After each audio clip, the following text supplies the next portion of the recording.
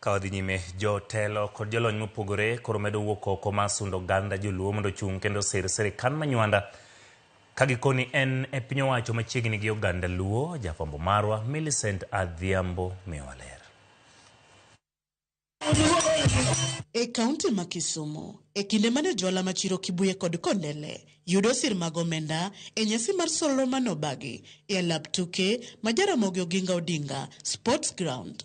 Siasa nokawo kore e nyasino manoyo jotelo mopogore moting'o jatend migawo mar omenda John Mbadi, jod bura ma Kisumu Central Joshua Oron e kind jotelo mamoko. Kanoloso e kinde nyasi makamano, Oron ne okwayo oganda luo mondo osir lwedo Dr. Oburu Odinga kaka ogai mar ODM kaka yor tego duond od burano, ka bende ne okwayo mondo oganda luo oneni osiro lwedo tend William Ruto nyaka 2027. Wakwayo thurwa ni wariure uru e top party leader wa miluongo ni Dr. Oburu the Senator. Wariure uru e top party leader wa manyowewago mondo wategru chama. Watego dhiko wategi. Mokwongo wategu chama. Marariyo, Jakom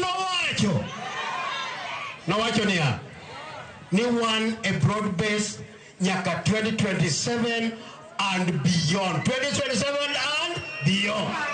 Korka kore, jatend migawo mar omenda John Mbadi to ne ojiwo oganda luo mondo bedie twech achiel kendo giriure e bwo duond od bura achiel gi paro mar donjo e telo ma ok weche mawachore mag dwaro dok e ndara ka ging'anyo.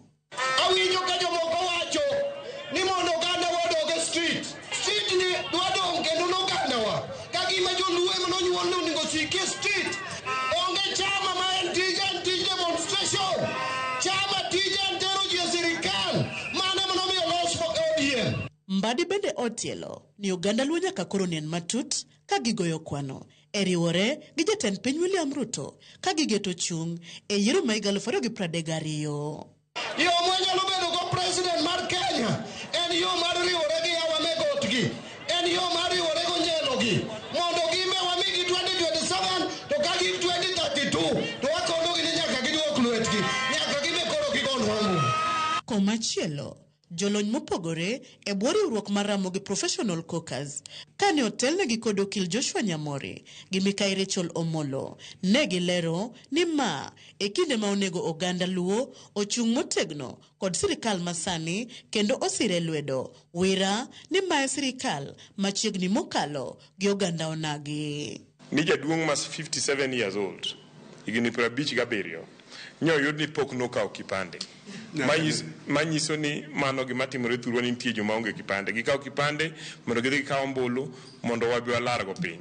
Wadwa ni mondo koro wati gi face modong' ni mondo wang'e ni to ka wan e sirikal nderni dhi mbele, osiptende dhi mbele, weche mag somo wanyalo wacho kuonde maricho mondo losi, nyithindo madwaro tije mondo yud tije e sirikal masani kata bedo e sirikal mamoko. Gikwayo oganda onagi bende mondo kik yie rwak gi siasa mag tulo wira ni mondo dongruok makare ochop kaluo. Jowa bende manigi lony kuonde mopogore opogore wabiuru wariwre kanyakla achiel mondo wawuogi dhok achiel mondo seche mwadhi sero ber manyalo biro from the government mondo wayud kaka oganda.